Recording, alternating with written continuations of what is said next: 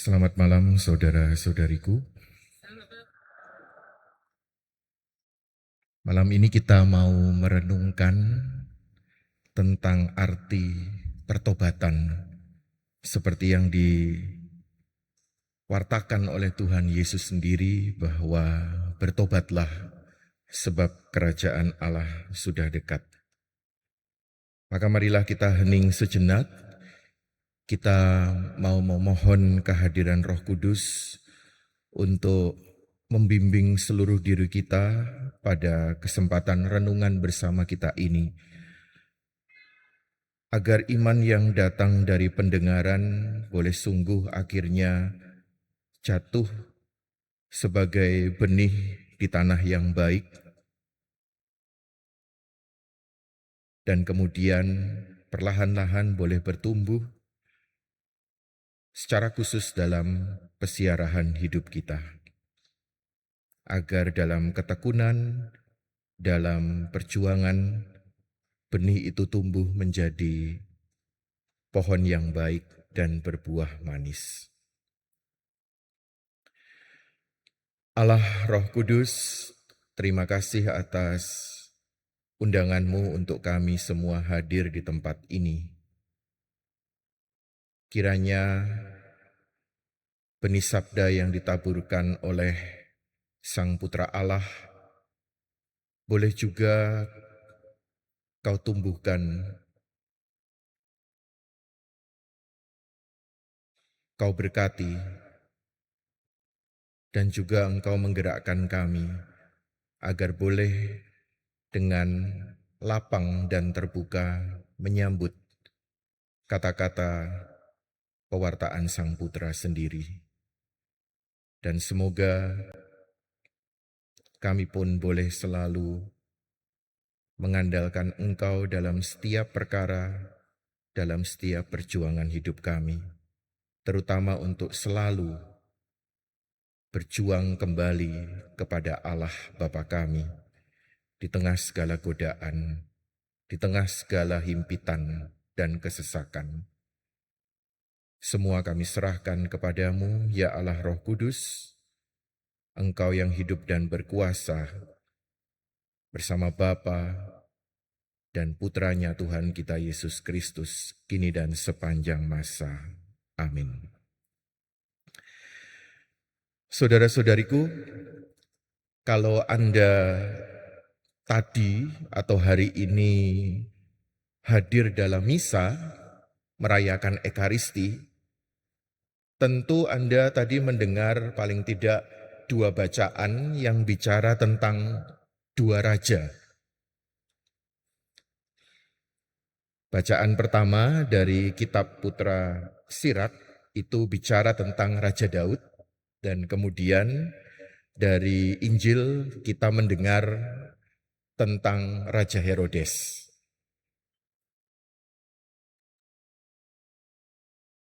Hari ini saudara-saudariku, kita ini mendengarkan dua kisah raja yang hidupnya tidak baik-baik saja, bahkan penuh dengan dosa. Daud kita tahu melakukan dosa berat karena mengikuti nafsunya begitu saja demi merebut Batsheba, dan kemudian dia merancang rencana pembunuhan untuk mengatur supaya Uria, suami Batsheba itu ditempatkan di pertempuran yang paling ganas supaya ia mati. Dan dari Injil kita dengar bagaimana Herodes itu juga terseret oleh nafsu, bahkan bukan hanya karena dia mengambil secara tidak halal istri Filipus saudaranya, yaitu Herodias, dan buktinya Herodias juga mau. Dan pada Injil dikisahkan tentang bagaimana Herodes ini juga terseret dengan nafsu-nafsu yang lain, sehingga dia bahkan menyerah begitu saja ketika putri Herodias minta kepala kepala Yohanes Pembaptis. Maka kita mendengar dari dua kisah raja ini bagaimana manusia itu punya sisi gelap. Kita semua diwakili oleh kedua raja ini punya sisi gelap. Bahkan ketika kita atau Daud atau Herodes ini terseret, ini kita bisa melakukan kekejaman yang kita tidak pernah bayangkan. Bayangkan memenggal, minta kepala. Biasanya orang minta makanan, minta uang, minta kepala orang. Atau bahkan Daud, seperti tadi saya sampaikan, buat supaya dia mati.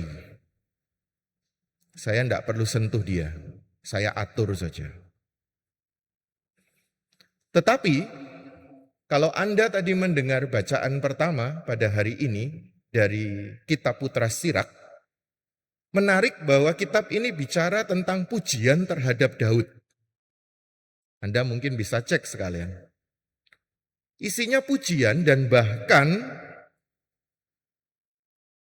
kitab Putra Sirak itu menyampaikan Tuhan mengampuni segala dosanya serta meninggikan tanduknya untuk selama-lamanya. Pertanyaannya, kok bisa Tuhan mengampuni dia? Ini dosa berat.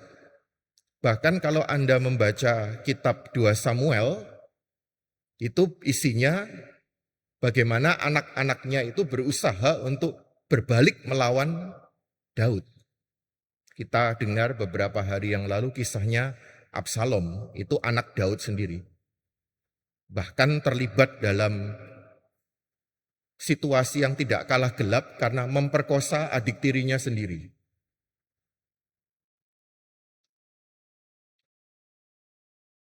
Nah, bahkan kalau kita membaca Injil, gelarnya Tuhan Yesus itu apa salah satunya? Anak Daud.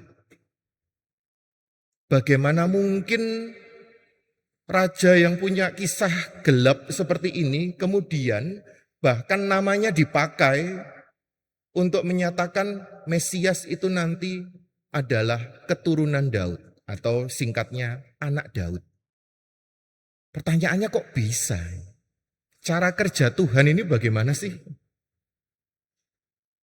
Kemudian kita mengkaitkan ini bertobatnya ini bagaimana ini? Kok kelihatannya masih ada yang belum jelas di sini. Maka ketika kita mau merenungkan tentang arti bertobatlah,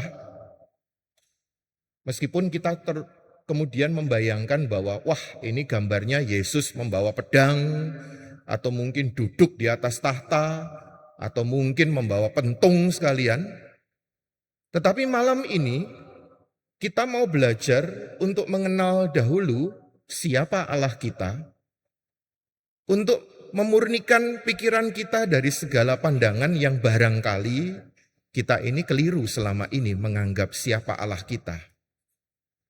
Apalagi kalau tadi saya sudah sampaikan, iya ya, ini ngapain ini? Daud namanya itu dipakai sebagai nama atau gelar sang juru selamat. Kalau cerita hidupnya saja itu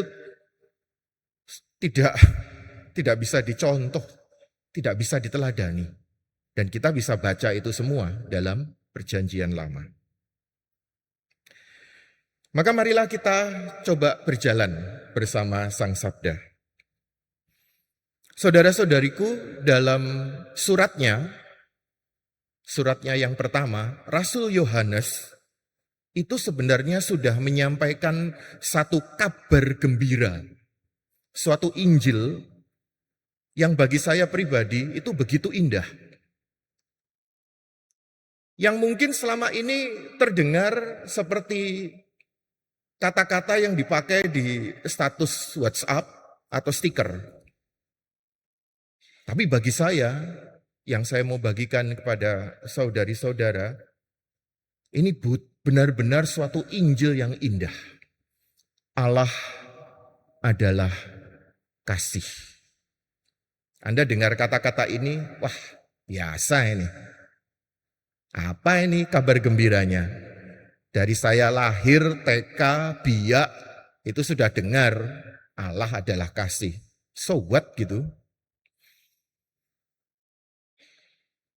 Saudara-saudariku, ketika Rasul Yohanes membagikan kabar gembira ini, bahwa Allah adalah kasih, ini bukan soal namanya Allah itu kasih, tetapi bahwa ini jati dirinya Allah. Hakikatnya Allah itu kasih. Maka untuk memperjelas begini saudara-saudariku, coba kita bayangkan bahwa Allah yang adalah kasih ini dalam pikirannya, dalam maksudnya, dalam rancangannya, dalam kehendaknya, atau mungkin semua yang dia mau ungkapkan itu kasih. Singkatnya, kalau boleh saya rangkum, Allah itu tidak bisa memikirkan hal lain selain kasih. Coba kita renungkan dulu. Anda bisa mungkin langsung membayangkan dengan pekerjaan Anda, dengan profesi Anda, dengan keahlian Anda. Anda mungkin yang sudah pakar soal mesin, mungkin dalam segala hal pikirannya itu cuma mesin. Oh ini gini, caranya begini, ini begini. Oh ya gampang. Atau mungkin Anda yang sungguh terampil masak dalam benak Anda, dalam alam pikiran Anda, barangkali kita membandingkan segala sesuatu ini dengan, wah ini gerejanya bagus ini. Ini kayak masakan itu rasanya nikmat untuk dipandang, sedap dilihat. Atau coba mungkin Anda sampaikan atau mungkin Anda bawa dalam pikiran untuk mengatakan bahwa Allah itu nggak bisa memikirkan lain selain cinta kasih. DNA-nya Allah itu kasih. Anda ajak berpikir yang lain itu nggak paham dia.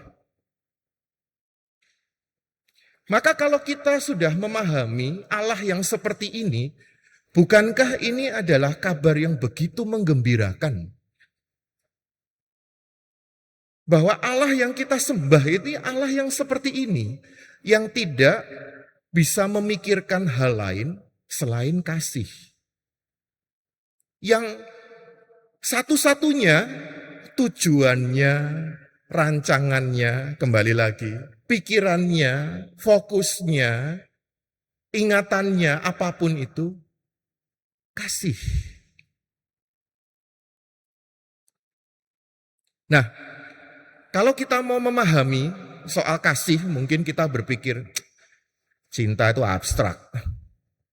Kasih itu omong kosong. Mari kita tabrakkan kasih itu dengan kenyataan dosa. Ini akan makin jelas.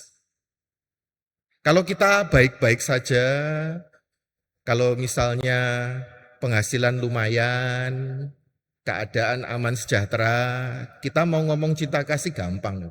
Nyumbang gampang, ngunjungi orang gampang, barangkali. Tetapi kalau coba kita tabrakkan dengan keadaan pahit berdosa, ini cinta kasih akan muncul seperti bintang di tengah gelapnya malam. Mari coba kita dengarkan nubuat Yehezkiel. Yehezkiel menyampaikan demikian. Demi aku yang hidup, demikianlah firman Tuhan Allah, aku tidak berkenan kepada kematian orang fasik. Coba tadi kita ingat, Allah itu adalah kasih. Bahkan kepada orang yang berdosa sekalipun, atau dalam bahasanya Yehezkiel ini, fasik. Dia itu tidak bisa berbuat apa-apa selain mengatakan, Demi aku yang hidup. Dia katakan sendiri, bukan demi kamu, demi dia, demi matahari, demi aku, demi dia sendiri. Dia katakan, aku tidak berkenan kepada kematian orang fasik, melainkan aku berkenan kepada pertobatan orang fasik itu dari kelakuannya, supaya ia hidup. Coba kita bayangkan tadi, Allah adalah kasih yang pikirannya semata-mata hanya untuk mengasihi. Bukankah ini menjadi muncul jelas? Tidak ada dia berpikir untuk membunuh dan menghancurkan. Saya lanjutkan, dia tidak berkenan pada kematian orang fasik. Kemudian dia mengingatkan kita, bertobatlah. Bertobatlah dari hidupmu yang jahat itu. Bukankah kita juga pernah dengar dari nubuat Yesaya? Dia itu yang begitu mengasihi kita itu, bahkan dia menyamakan dirinya seperti orang tua. Atau Yesaya bilang ibu. Bahkan kepada orang yang paling berdosa sekalipun. Yesaya menyampaikan, dapatkah seorang perempuan melupakan bayinya dan tidak menyayangi anak dari kandungannya?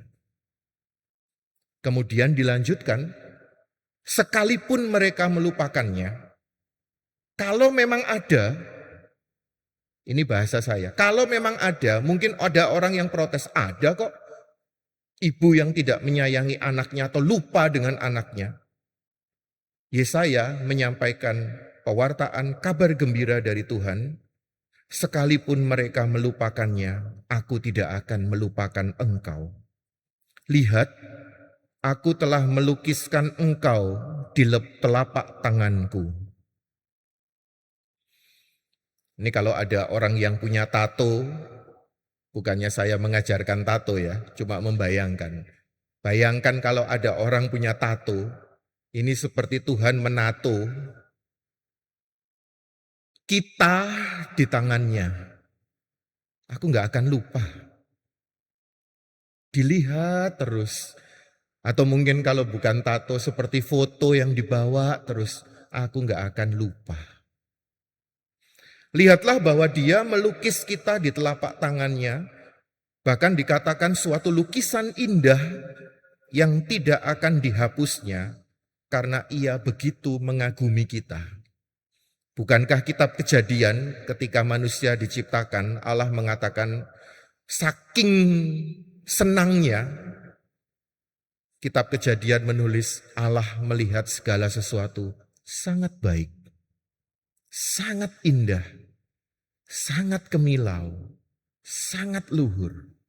Ini bahasa saya untuk menajamkan kata-kata singkat dari kitab Kejadian itu. Bahkan Allah itu mengingatkan kita juga bahwa Dia itu Allah. Mungkin Anda nganggap, ya Allah Romo. Tapi saya mau mengatakan apa yang disampaikan oleh Hosea, Nabi Hosea. Allah itu Allah, Dia bukan manusia. Kalau selama ini kita dalam hidup mengalami pengkhianatan, mengalami dibohongi, ditipu, didustai, atau mungkin selama ini kita mengalami keretakan, relasi-relasi, kemarahan, kebencian, sehingga mungkin kita bisa salah paham kalau orang tua saya seperti ini, kalau pasangan saya seperti ini, jangan-jangan Allah itu ya juga seperti ini. Tapi Hosea mengingatkan, aku ini Allah dan bukan manusia.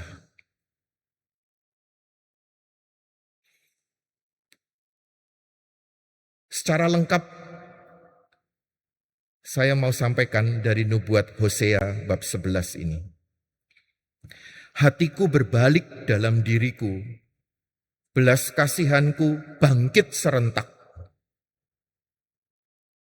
Aku tidak akan melaksanakan murkaku yang bernyala-nyala itu, tidak akan membinasakan Efraim kembali. Sebab aku ini Allah dan bukan manusia, yang kudus di tengah-tengahmu. Dan aku tidak datang untuk menghanguskan.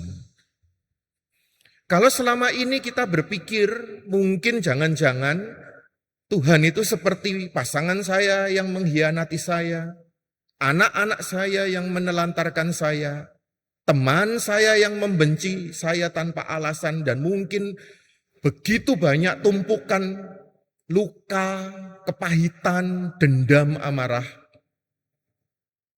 Allah sendiri mengatakan, aku ini bukan manusia. Aku ini Allah. Yang tadi kita dengar dari nubuat Yesaya dan dari nubuat Yehezkiel. Aku ini tidak datang untuk membinasakan. Aku ini sayang. Aku nggak pernah lupa. Maka saudara-saudariku, kita kemudian diingatkan dari nubuat Yeremia juga. Karena Tuhan mengatakan, aku mengasihi engkau dengan kasih yang kekal. Bayangkan kekal. Kita perlu memperbaharui tadi janji perkawinan, janji kemurnian, janji imam, mungkin suster, kaul-kaulnya. Tuhan sudah tidak perlu memperbaharui janjinya, karena dia sendiri mengatakan, aku mengasihi engkau dengan kasih yang kekal. Sebab itu aku terus menunjukkan kasih setiaku kepadamu. Dari nubuat Yeremia. Everlasting. Tidak ada drop sama sekali. Bertahan terus. Inilah yang disebut sebagai kasih setia. Maka kasih Allah yang kekal dan setia ini adalah dasar untuk kita menyadari bahwa Daud yang telah bertobat itu layak untuk memperoleh belas kasihnya. Dia yang sudah jatuh begitu dalam, Daud ini jatuhnya mungkin melebihi kita semua. Apakah di sini ada yang pernah merencanakan pembunuhan? Ini Daud lebih parah. Dia punya semuanya, dia atur semuanya, dan begitu parah dosanya.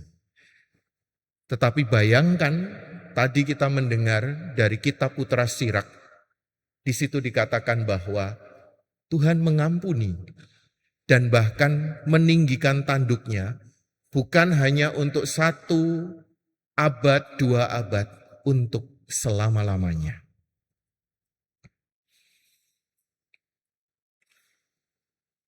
Maka kalau kita kemudian masuk ke dalam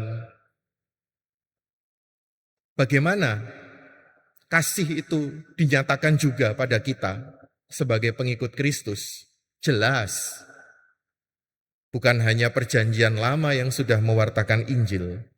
Kita menyadari bahwa kasih inilah yang dinyatakan oleh Tuhan kita Yesus Kristus.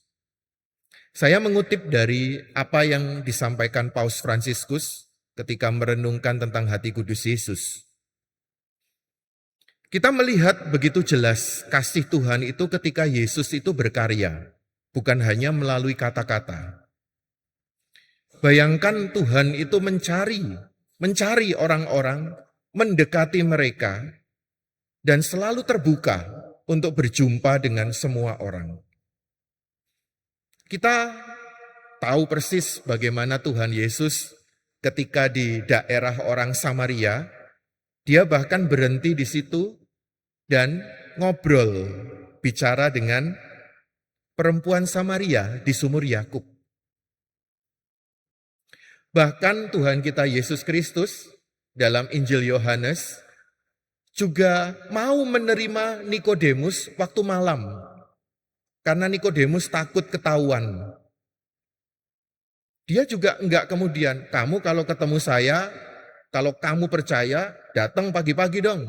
Enggak, dia merendah. Udah, kamu mau datang kapan? Malam ya? Oke. Yuk kita ngobrol bareng, berdua. Sudahlah, enggak perlu orang tahu. Demi Nikodemus. Bahkan kita juga patut kagum dengan Tuhan. Ketika dia membiarkan kakinya dicuci, dibasuh oleh seorang perempuan yang jelas berdosa. Atau bahasanya dari dokumen Paus Fransiskus ini pelacur. Ketika datang ke rumah orang Farisi itu, dia menyeka dengan rambutnya. Dia memberikan diri, dia kemudian tidak jijik sama sekali. Karena dia tahu, aku ini Allah, aku ini bukan manusia. Bahkan ketika dia berhadapan dengan persoalan ada perempuan yang kedapatan berzinah, apa yang dia lakukan? Aku pun tidak menghukum engkau. Atau bahkan dia berani untuk menegur murid-muridnya yang tidak peduli kepada orang buta di pinggir jalan. Ketika murid-muridnya justru mau mengusir dia, kamu ini ngerepotin saja. Justru Tuhan datang dan bilang kepada orang buta itu, apa yang kau kehendaki supaya aku perbuat bagimu. Dan kita tahu sendiri, Tuhan kita Yesus Kristus menunjukkan Allah adalah kasih itu dengan sentuhannya. Bayangkan dia tidak melakukannya dari jauh. Dia tidak melakukan penyembuhan jarak jauh. Kita dengar bahkan kepada orang-orang yang sakit, orang kusta, dia benar-benar pegang dia. Dan bahkan menarik karena Paus Fransiskus merenungkan penyembuhan seorang yang tuli dengan ludahnya sendiri. Renungannya sangat indah menurut saya karena Paus Fransiskus mengatakan ia berhenti untuk menyembuhkan seorang yang tuli dengan ludahnya sendiri. Mungkin kita semua menganggap ini jompa-jampi ini, seperti dukun. Tapi para ibu, coba dengarkan kata Paus Fransiskus ini. Bukankah ini seperti yang dilakukan seorang ibu, agar orang-orang tidak menganggapnya sebagai orang yang jauh dari hidup mereka? Anda masih ingat gak ibu-ibu kalau anaknya kelilipan apa yang Anda lakukan? Disebul. Anda kemudian tidak, udah, kamu ke sana dulu, ke kipas angin. Udah, jangan dekati mama. Bahkan kalau anaknya itu matanya merah, padam, dan orang bilang, nanti ketularan. Loh ini darah daging saya kok. Ingat gak ibu-ibu? Mungkin Anda ingat ya. Mungkin kadang-kadang Anda juga gini. Dirapiin rambut anaknya. Bukankah ini renungan yang indah? Paus Fransiskus mau mengajak kita. Tuhan ini meludah bukan seperti dukun. Dia mau menyatakan aku dekat kok. Aku menyentuhmu. Ditarik. Dan orang tuli itu terbuka.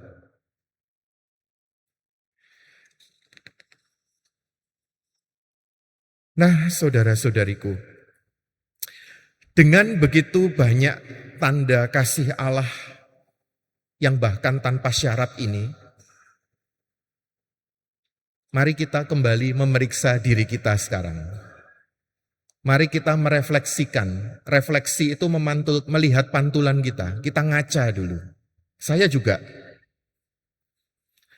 Apakah kita dengan cinta yang begitu besar, menyembah Allah yang begitu mengasihi kita seperti ini, masih tega-teganya untuk berkeras hati dan tidak mau kembali?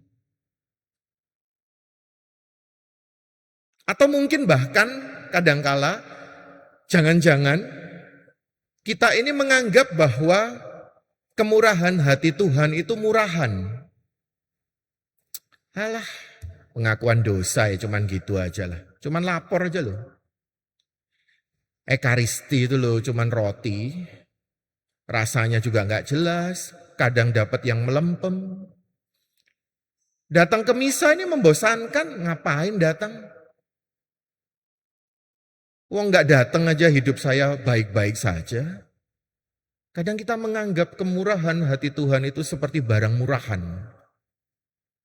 Tadi pertama kita mungkin begitu keras, tapi jangan-jangan keras ini juga membawa kita, percuma. Apakah kita tega? Ini pertanyaan renungan kita bersama. Ya, Allah itu kasih-Nya kekal abadi. Bahkan Mazmur, Anda bisa membaca Mazmur yang begitu indah dari Mazmur 103. Tuhan adalah penyayang dan pengasih, panjang sabar dan berlimpah kasih setia. Tidak selalu Ia menuntut dan tidak untuk selama-lamanya Ia mendendam. Tidak dilakukannya kepada kita setimpal dengan dosa-dosa kita. Dan tidak dibalasnya kepada kita setimpal dengan kesalahan kita. Mazmur 103. Maka sekali lagi, dengan kasih sebegitu besar seperti ini, bukankah kita ini perlu untuk menyambutnya? Maka saya mengatakan di sini letaknya bahwa kita memperoleh keselamatan, saudara-saudariku. Yaitu bahwa kita ini mau mengulurkan tangan dan menerima atau menyambut tawarannya. Contoh, kalau misalnya ada pasien atau orang sakit, bagaimana mungkin ada orang sakit sembuh kalau dia tidak mau kerjasama dengan dokternya? Dokternya ini sudah punya semua obat, resep, metode, cara, lengkap sudah. Sudah tinggal, ayo. Tapi kalau pasien tidak mau kerjasama, bahkan mungkin tidak mau, ini resepnya, nanti tinggal nebus. Murah kok. Bahkan mungkin ini gratis. Tapi kalau pasien tidak mau nebus obat, apakah kita nyalahkan dokternya? Bahkan kalau misalnya dokter itu benar-benar bahkan ngepus, mendorong, mengupayakan yang terbaik, dia aktif untuk ngomong, ini bisa kok. Ini nanti begini, cara kerjanya begini. Atau bahkan mendorongnya, agak maksa dikit, ayo dong, diminum obatnya. Sudah tinggal nyuapkan. Kalau pasien tidak mau, apakah penyembuhan akan terjadi? Atau dalam renungan kita malam ini, apakah orang itu akan selamat?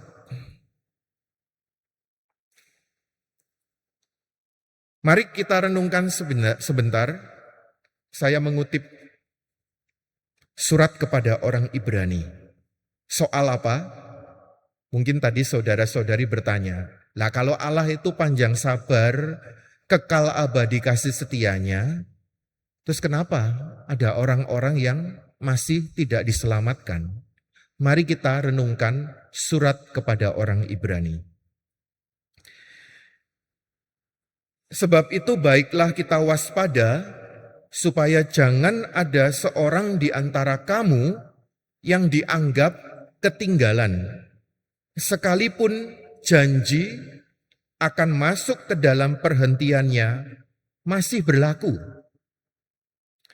Sebab kita yang beriman akan masuk ke tempat perhentian seperti yang ia katakan, sehingga aku bersumpah dalam murkaku, mereka takkan masuk ke tempat perhentianku, sekalipun pekerjaannya sudah selesai sejak dunia dijadikan.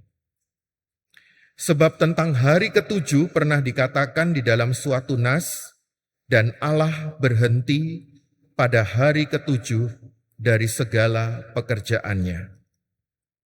Dan dalam nas itu kita baca, mereka takkan masuk ke tempat perhentianku.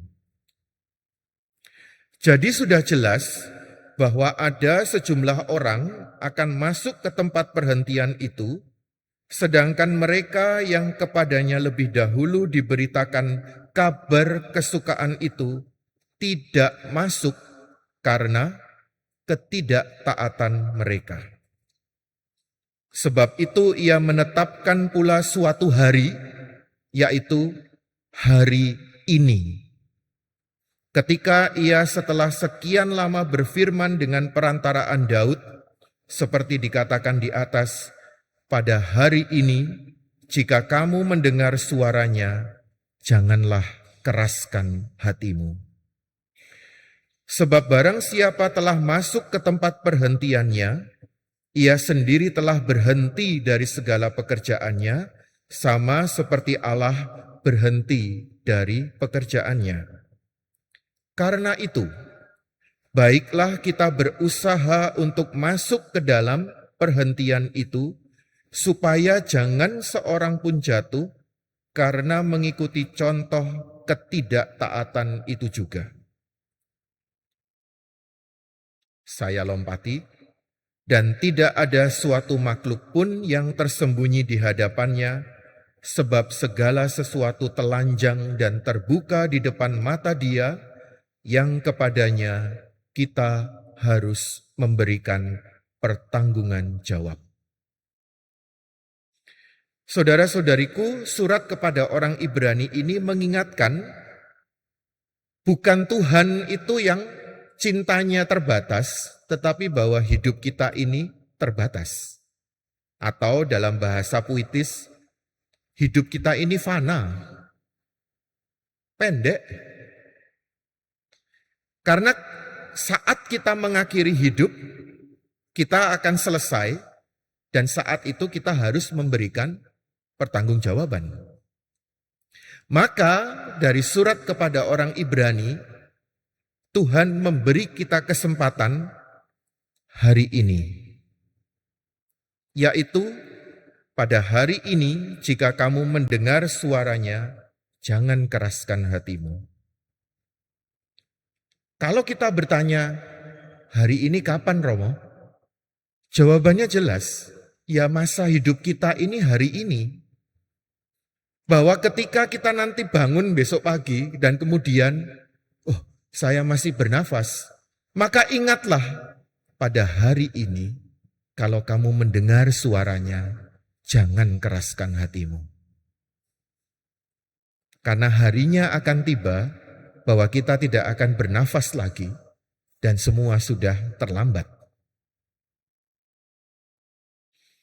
Apakah kita ini mungkin kalau misalnya saya punya indera keenam Romo, saya mau tantang, Anda tahu sebentar lagi nanti Anda pulang, besok 2 hari lagi Anda masih hidup?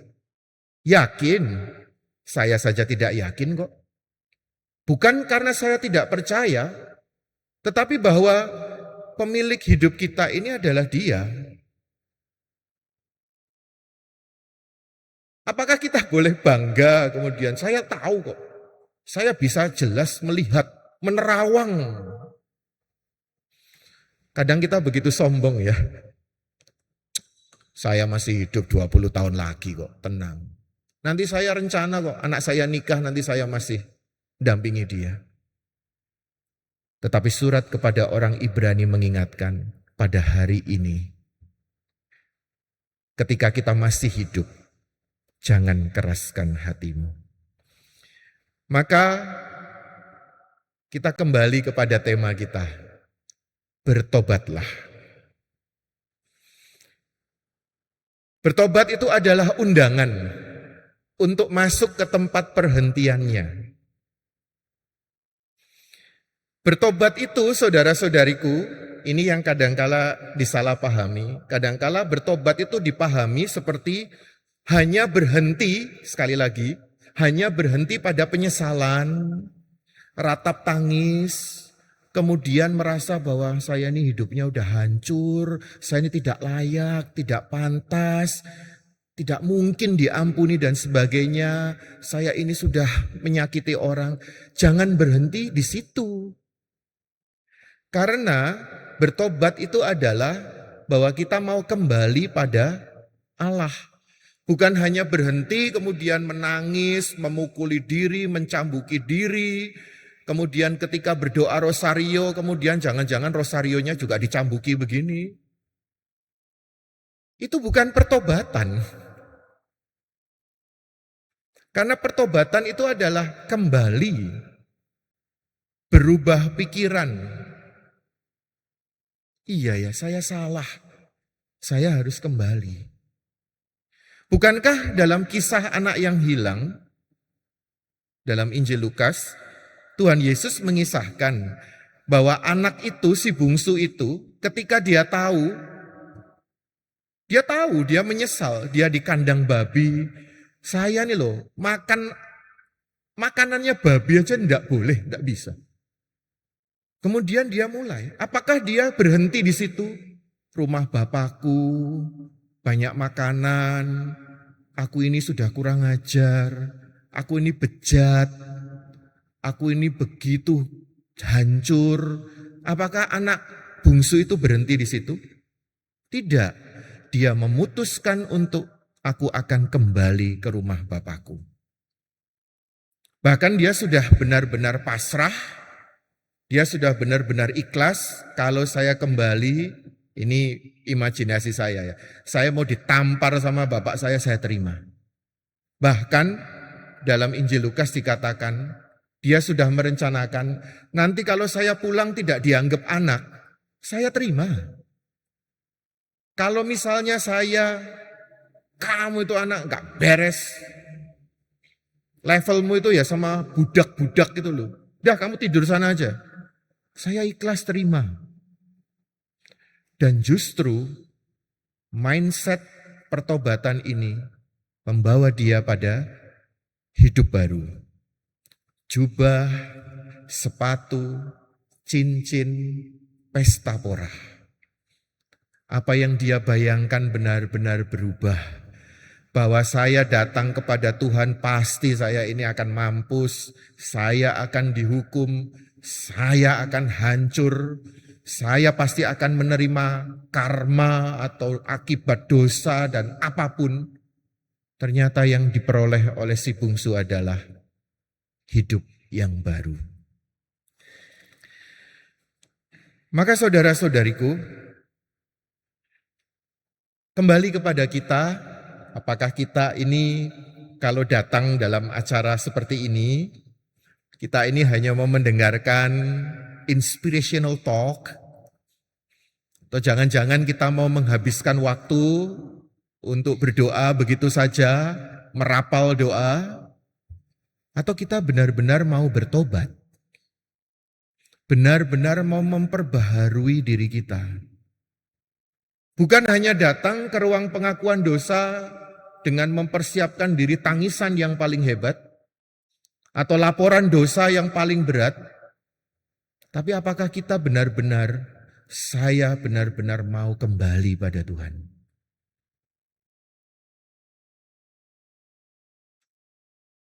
Saudara-saudariku, saya mau membawa renungan bagian akhir ini pada orang-orang kudus. Tadi saya sudah bicara banyak tentang orang-orang berdosa ya.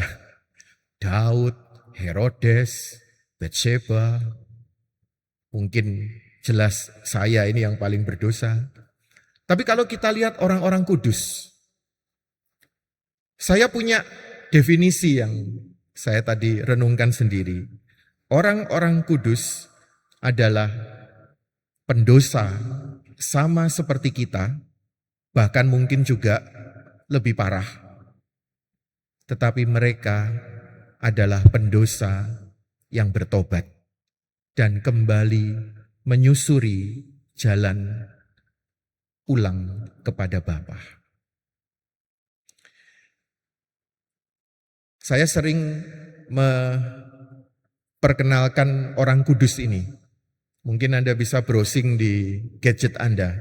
Santo Bartololongo. promotor rosario yang begitu gigih. Anda mungkin bisa browsing, tidak apa-apa. Karena Santo Bartolo Longo, Anda bisa cek dalam bahasa Inggris atau bahasa Indonesia, dia adalah imam satanis, the satanic priest. Anda bisa cek. Bayangkan ini bukan hanya penganut gereja setan, tetapi dia itu jadi pemukanya, imamnya.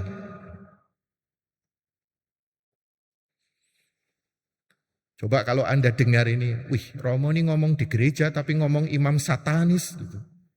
Tapi saya mau memperkenalkan orang kudus ini, Santo Bartolo Longo. Dia bertobat,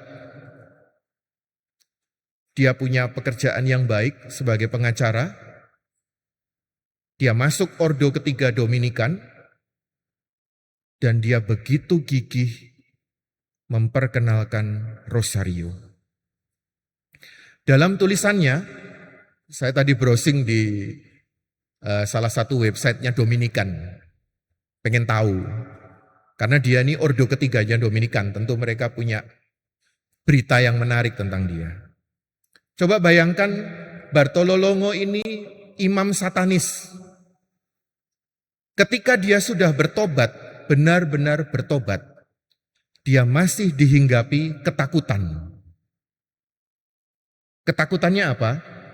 Ketika dia membayangkan bahwa kalau seorang imam Katolik, imam yang menerima sakramen tahbisan yang kudus itu imamatnya kekal, lah saya ini imam satanis, jangan-jangan imamat satanis saya kekal.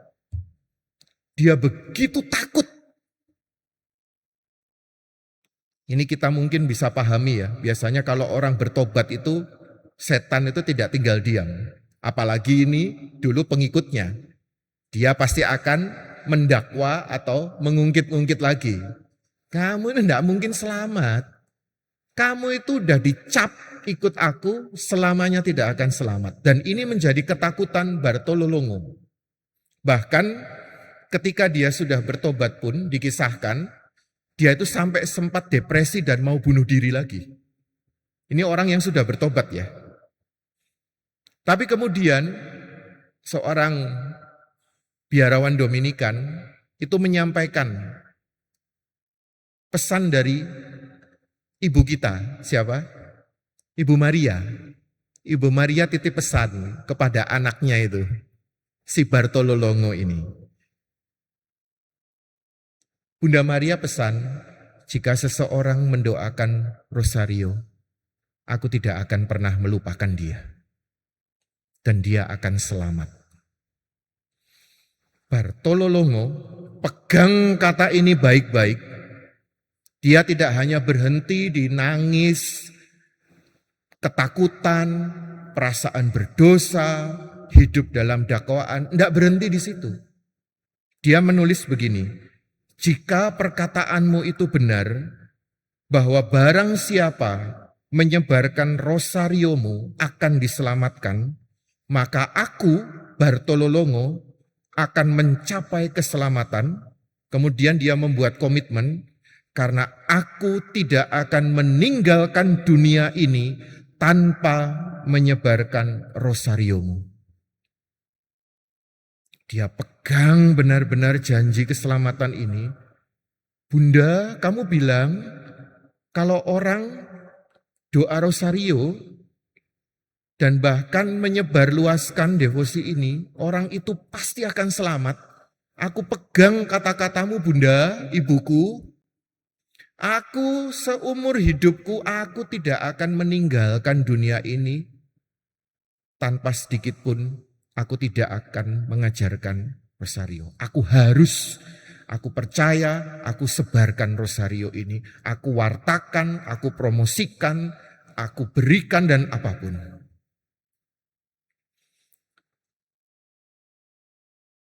Saudara-saudariku, pertobatan Santo Bartolo Longo ini tidak akan berbuah kalau dia hanya berhenti pada ratap tangis, penyesalan, atau mungkin hanya melihat masa lampaunya, satanis, satanis, pengikut setan, orang jahat, kerasukan orang roh jahat dan sebagainya. Kalau dia hanya hidup dalam pikiran seperti itu saja, dia tidak akan menjadi kudus.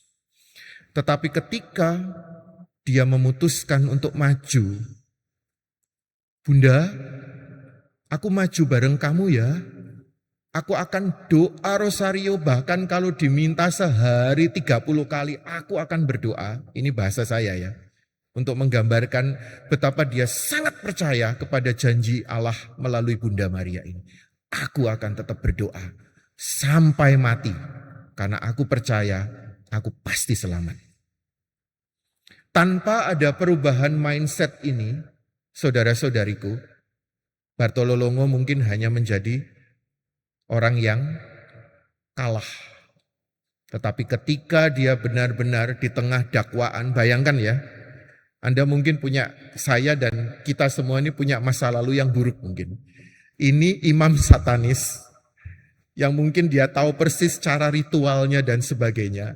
Dan setiap hari, mungkin setiap detik, menurut imajinasi saya, dia akan didakwa terus, dia akan dituntut terus oleh si jahat. Tetapi dia tetap pegang, Bunda tolong saya nggak mau lihat ke belakang, saya mau lihat kamu, saya mau lihat Allah.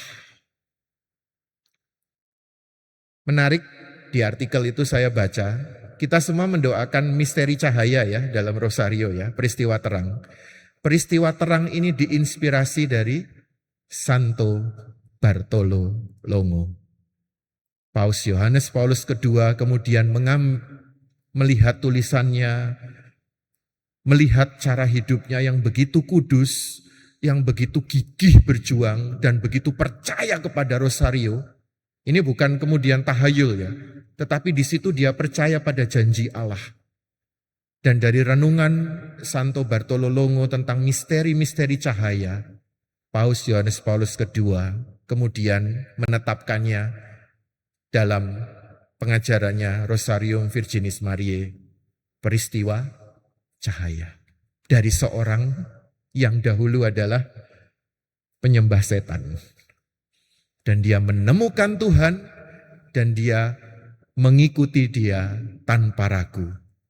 Tidak hidup meringkuk dalam penyesalan, aku ini cacat, aku ini berdosa, aku ini tidak layak, aku ini bodoh, aku ini benar-benar tidak berguna. Tetapi dia tidak, aku harus maju. Dan di sini kita mau merenungkan arti pertobatan, yaitu bahwa kita dipanggil untuk kembali berjalan, kembali menyusuri jalan Tuhan.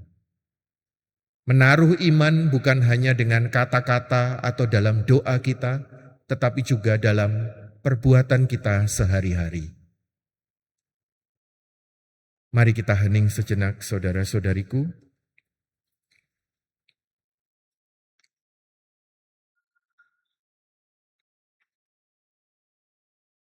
Begitu besar kasih Allah akan dunia ini, sehingga Ia telah mengaruniakan putranya yang tunggal, supaya setiap orang yang percaya kepadanya tidak binasa, melainkan beroleh hidup yang kekal. Dan tawaran keselamatan ini ditawarkan kepada semua orang secara cuma-cuma. Tuhan hanya menuntut kepercayaan kita dan kemauan kita untuk berjalan mengikuti Dia.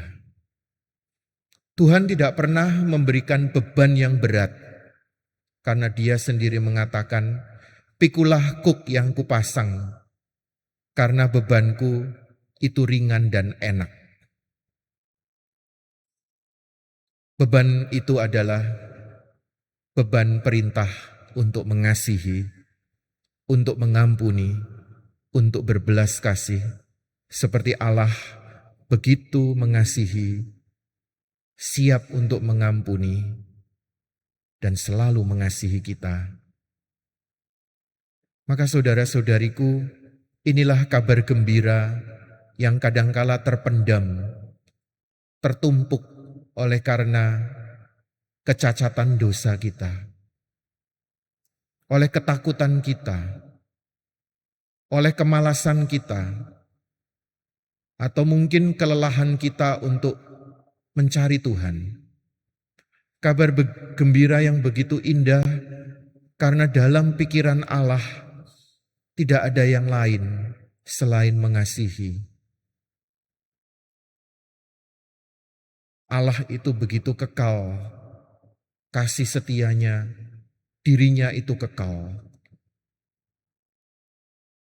Tapi kita menyadari betapa tidak kekalnya kita ini, betapa pendeknya masa-masa hidup kita.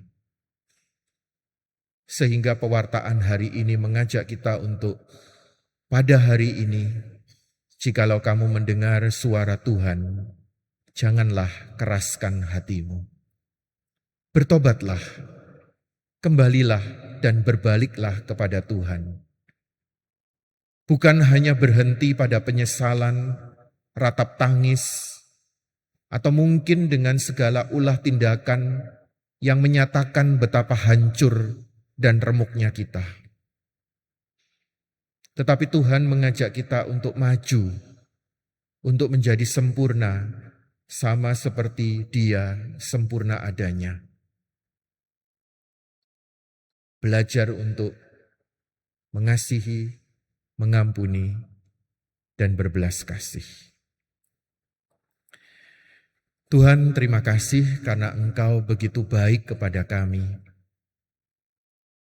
Bahkan seperti hamba-Mu Rasul Paulus mengatakan, tidak ada yang dapat memisahkan kami dari kasih-Mu. Karena ketika kami masih musuh Allah, Engkau sudah datang untuk membela kami, untuk bahkan menjadi tebusan bagi kami. Maka tidak ada satupun yang bisa menghalangi kami atau menghalangi-Mu bahkan untuk mengasihi kami. Terima kasih Tuhan. Undanglah kami terus-menerus setiap hari dalam setiap nafas hidup kami. Tegurlah dan ingatkanlah kami akan kata-kata sederhana pada hari ini. Semoga hari ini, esok, dan setiap masa hidup kami masing-masing yang kami tidak ketahui, kami menyadari bahwa hari itulah Engkau mengingatkan, menawarkan keselamatan-Mu kepada kami. Semoga di bawah kuasa Roh-Mu yang kudus, kami berpaling kembali kepadamu, meninggalkan segala hal yang sudah usang, lampau, dan lama. Dan meskipun kami selalu diteror oleh berbagai godaan, atau mungkin dakwaan dari si jahat yang palsu, kami mau percaya hanya pada belas kasih-Mu. Tuhan, inilah kami anak-anak-Mu, karena Engkau kami percaya tidak akan pernah melupakan anak-anak-Mu sendiri. Kemuliaan kepada Bapa dan Putra dan Roh Kudus, seperti pada permulaan, sekarang, selalu, dan sepanjang segala abad. Amin.